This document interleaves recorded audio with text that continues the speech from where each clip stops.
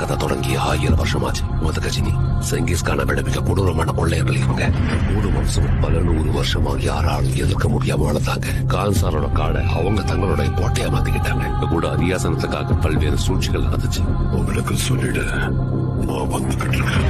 சின்ன வயசுல இருந்தே தேவரா சொன்ன கதையெல்லாம் கேட்டு வளர்ந்ததாலேயோ என்னவோ இந்த மலையை பயமுறுத்துறதுக்கு தேவரா உயிரோட தான் இருக்கானுங்கிற பெரிய கதையை எழுந்துட்டான்.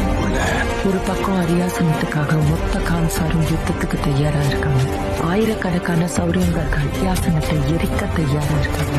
ஆனா தேவா அதே அரியாசனத்தை வர்தாக கொடுக்கறதா வாக்கு கொடுத்திருக்காங்க. ஆனா அங்க ஏற்கனவே ஒருத்தன் தன்னோட கால் தரத்தை பதிச்சுட்டாங்க. அவங்க யாருக்குமே தெரியும்.